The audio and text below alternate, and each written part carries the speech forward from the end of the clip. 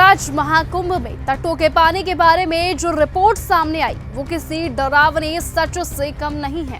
Central pollution control board द्वारा national green tribunal को सौंपी गई इस रिपोर्ट में कई चौंकाने वाली बातें सामने आई। पर अगर आप भी महाकुंभ जाने के बारे में सोच रहे हैं तो ये वीडियो आपके लिए है और इसे एंड तक जरूर देखें। नमस्कार, मैं हूं आपके साथ निशा भारद्वाज और आप देख रहे हैं चैनल न्यूज गंगा।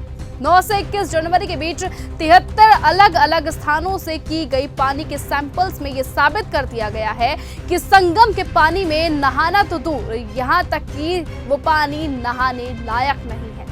ये खबर महाकुंभ की धार्मिक आस्थाओं को लेकर बेहद परेशान कर देने वाली है। जी हाँ, जहां एक तरफ विपक्षी पार्टियां सरकार पर निशाना साध रही हैं, वहीं शंकराचार्य अविमुक्तेश्वर आनंद ने भी सीधे तौर पर सरकार को जिम्मेदार ठहराया है। इस मामले पर विपक्षी पार्टियां तो केंद्र और राज्य सरकारों पर निशाना साध रही हैं, लेकिन अब शंकराचार्य अविमुक्तेश्वर आनंद ने भी इस मामले में सीधे सीधे सरकार को दोषी ठहरा दिया है। शंकराचार्य ने बताया कि उन्होंने पहले ही इस मामले को उठाया था, लेकिन सरकार और प्रशासन को इससे कोई मतलब नहीं, कोई फर्क नहीं पड़ा। दरअसल महाकुंभ का जो पानी है वो बिल्कुल भी स्नान लायक नहीं है, क्योंकि इस पानी में एनिमल्स और लोगों की पॉटी मिली है। शंकराचार्य अविमुक्तेश्वर आनंद ने कहा कि ये बात नेशनल ग्रीन ट्रिब्यूनल ने कुंभ के आरंभ होने से पहले ही बता दी थी। उन्होंने कहा था कि गंगा और यमुना की धाराएं स्नान लायक नहीं हैं। उन्होंने कुछ निर्देश भी जारी किए थे और साथ ही कहा था कि आप ये काम कीजिए। खासकर शहर में मल जल के जो नाले उन धाराओं से मिल रहे हैं उनको दूर करने के लिए भी कहा गया था, ताकि लोगों को स्नान के लिए शुद्ध जल मिल सके, लेकिन ऐसा कुछ भी नहीं किया गया। अगर आपने मेरी बात को गौर किया हो तो मैंने इसमें मल और जल की बात की है। अविमुक्तेश्वर आनंद ने कहा कि हमने ऐसे कई वीडियोस देखे हैं जिनमें लोग सीधे वहां के पानी में मिल जा रहे हैं। गंगा मैया की पवित्रता में तो कोई बाधा नहीं है, लेकिन उनके जो भौतिक स्वरूप हैं, जो अगर मलयुक्त है, इसका दोष सरकार को जाता है। ग्रीन ट्रिब्यूनल ने कुंभ के आरंभ होने के पहले ही बता दी थी कि जो आख्याएं आई हैं उनके अनुसार गंगा यमुना की जो धाराएं हैं वो स्नान और आचमन के योग्य भौतिक रूप से नहीं है, लेकिन जो मूल आवश्यकता थी लोगों को स्नान के लिए शुद्ध गंगा यमुना की धारा का जल, वो व्यवस्था तो नहीं हो पाई। जो शुद्ध जल लोगों को उपलब्ध होना चाहिए था वो नहीं मिला।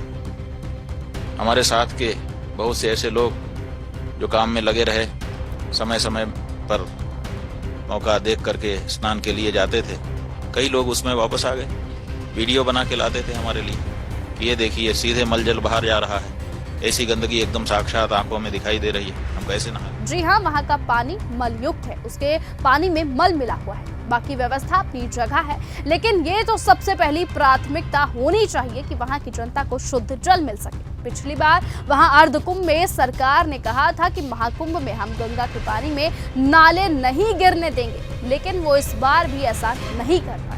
उन्होंने कहा ये करोड़ों लोगों की आस्था के साथ, उनकी भावनाओं के साथ और उनके स्वास्थ्य के साथ सीधे तौर पर खिलवाड़ है। सरकार इस बारे में जब गंभीर ही नहीं तो फिर कुछ नहीं होगा।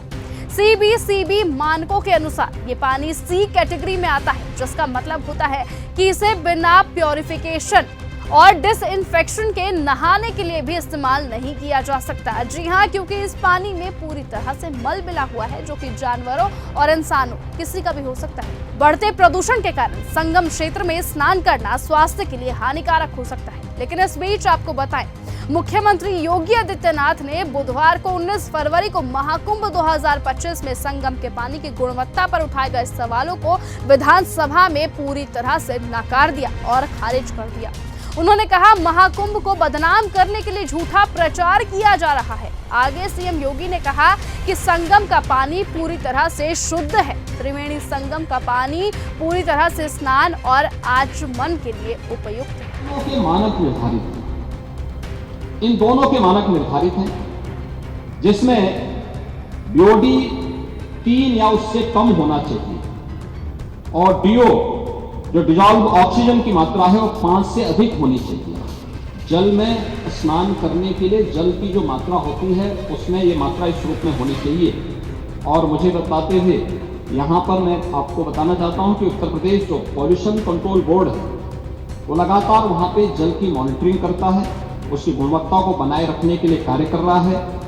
और आज की जो उनकी रिपोर्ट है संगम की, कि संगम और उसके आगे पीछे जो बीओडी है वो 3 या उससे कम है और डिजॉल्व ऑक्सीजन की मात्रा ये 8 और 9 से अधिक पाई जा रही है। यानी संगम का जल स्नान करने लायक भी है और आचमन करने लायक भी है। फिलहाल आप इस बारे में क्या कहेंगे कि क्या इस मामले को आस्था से जोड़कर देखा जाना चाहिए या फिर इसे साइंटिफिक तौर पर भी एक गहरे संज्ञान के रूप में लिया जाना चाहिए? ये सारा सवाल हम आपके ऊपर छोड़ते हैं। आप कमेंट सेक्शन पर अपनी राय लिखकर जरूर बताएं और ऐसे ही लेटेस्ट अपडेट और खबरों के लिए आप बने रहें और देखते रहें चैनल न्यूज गंगा। नमस्कार।